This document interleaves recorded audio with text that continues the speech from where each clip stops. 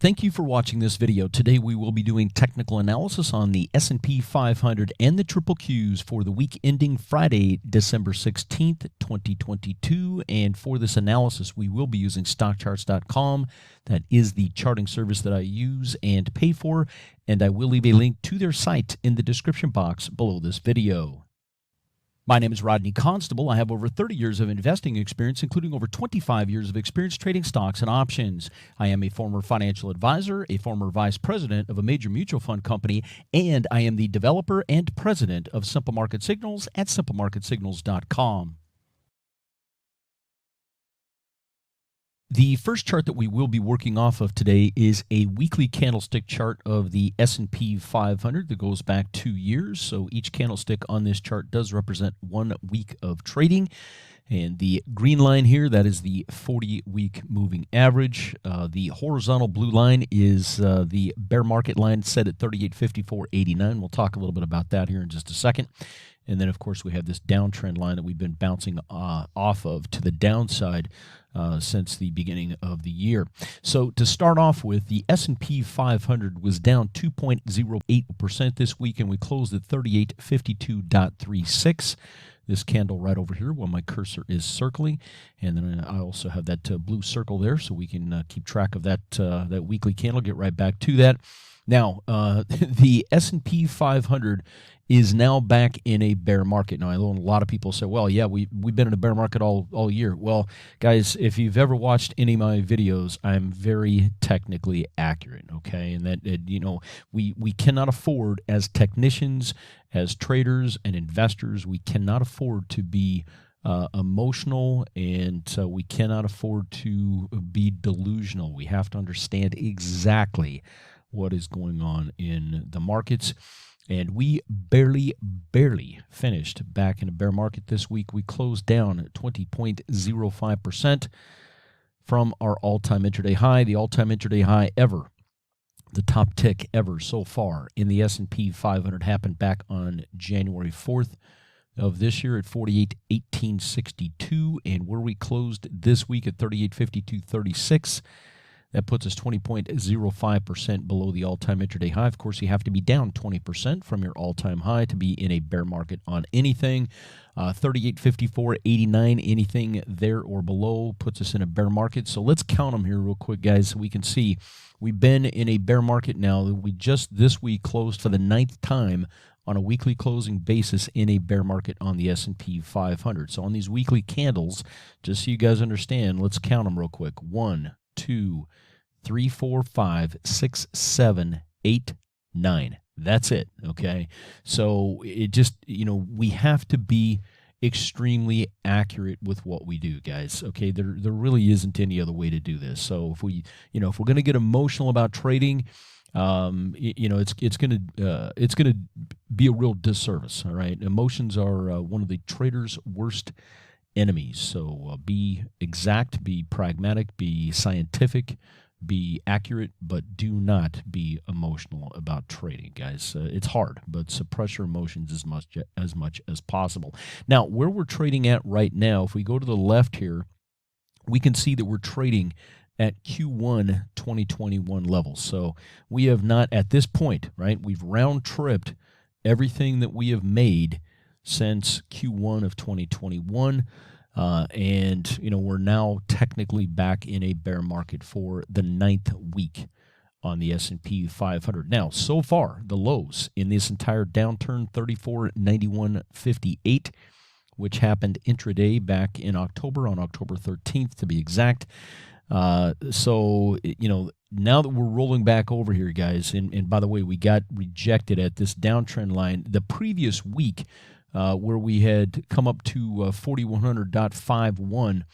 The downtrend line, we didn't quite make it, right?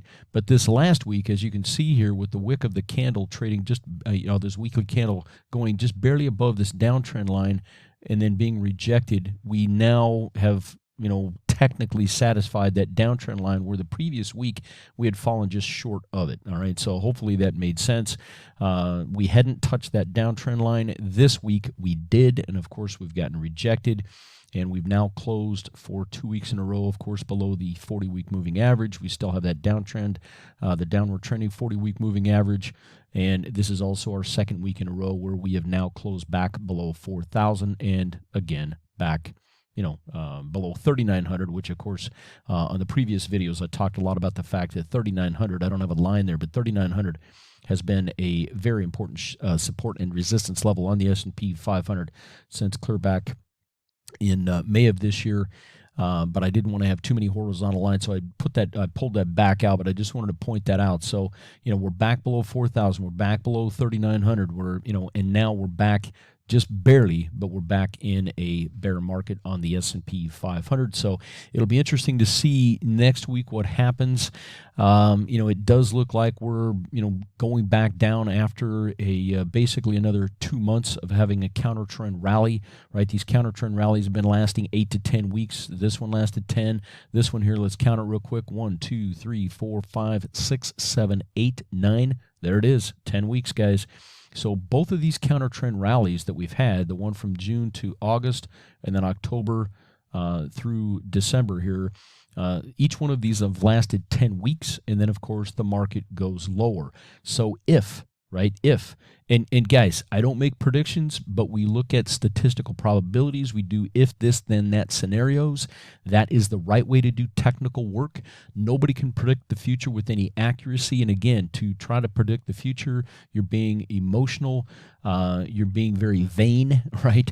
To think that you know everything there is to know right now and you know everything that's going to happen in the future. That's just absurd. All right, so as mature scientific technicians, the best we can do is look at the current data that we have in front of us and then work out an if this, then that scenario. And the reality is, if this next leg down is anything like the last one, and if it plays out like it has the last several times we've had these counter trend rallies, it means we're going lower. It means we will, on this next leg down, more than likely, right? Because this leg down undercut the lows here. This leg down undercut those lows. So if this next leg down, right, and if we've started it after 10 weeks of going up on a counter trend rally and being rejected at the downtrend line, and being, and closing underneath the 40-week moving average, all of the, all of the technical work is right there telling us that, we're now back in a downtrend, we're back technically in a bear market, and we're going lower. And so if this next leg down, like the previous legs down, takes us to a new low, well, we're going to undercut the October low and probably end up down somewhere in the low 3,000 level. All right, and that's a chart for that's a video for another day, but that's what the charts are telling me at this point on the S&P 500. Now let's move over to the triple Qs and do some similar work. Now in this one, I backed the chart up a little bit further. This is a 2-year 5-month chart of the triple Qs, and of course the triple Qs NASDAQ 100 ETF. Very high beta, very hot area of the stock market. And the triple Qs, let's start over here, down 2.76% for the week, and now down 32.48% from its all-time intraday high. ATIDH, I just abbreviated that. The all-time intraday high on the Qs happened back in November at 406.17, November of 2021, of course. And then kind of traded sideways with some, choppy price action really until the first of the year, and really didn't, the triple Qs really didn't start rolling over until the S&P 500 did, which is pretty normal. Again, a higher beta area, right? More, you're going to make more generally in the Qs on the way up, but when the market goes down, you're going to lose more, and that's exactly what we're seeing here. This 295 line, let's talk about this. This has been an overhead resistance area for the triple Qs going clear back to 2020. All right, you can see it back in here, right? Acted as overhead resistance. We kept failing and couldn't close on a weekly basis above this line for many months back here in 2020, and then we finally got above it at the tail end, got above this 295 line on the Qs back in the tail the last couple months here of 2020. And then we pulled back down to it and kissed it intra-week here, latter part of February, beginning of March of 2021. And then we finally pulled back to this area in May of this year, right? And then we can see that once we fell below it, it once again acted as overhead resistance, then support, and then back here is just the last couple of weeks, it's acted once again as overhead resistance as we got up to the 295 line on the triple Qs, but couldn't on a weekly basis close above that level. So there has not been a weekly close, as we can see here, on the triple Qs above 295 since back in September. This is extremely important for those of us that use this in any way, shape, or form to understand, all right? So this area here, 295, for years now, has been acting as support and resistance. Very, very important. And also where we're trading at now on the Qs, we closed at 274.25. If we go to the left, I drew a circle over here circling one of the weekly candles, and we can clearly see that we are now trading on the triple Qs. We are trading at levels that we were trading at in August of 2020. All right. So where we're at right now, we have made no progress on the triple Qs since August of 2020. We've lost almost 2.5 years of gains on the triple Qs, okay? So it just shows you guys, again, how weak this market is. Also, another thing I want to point out is on this downtrend line, right, the triple Qs have been bouncing off of this downtrend line, not dissimilar to the S&P 500. However, on this last rally, right, this last counter trend rally, you can see in the Qs, on a relative basis, it was not, the counter trend rally wasn't near as strong on the triple Qs as it was on the S&P 500. Well, the S&P 500 actually had a week that closed above the 40-week moving average, and of course, we had a couple weeks that came right up to, and in this last week, kind of intersected just slightly, cut through that downtrend line, but then got rejected, where the triple Qs failed on this last counter trend rally to reach its 40-week moving average, and then of course fell well short of the downtrend line here. So on a relative basis, you can see that the triple Qs did not have as much strength to the upside as what we saw in the S&P 500, okay? And it's been more of the value type sectors, right, that have rallied on the S&P 500, and that's what enabled the S&P 500 to get back up to this area.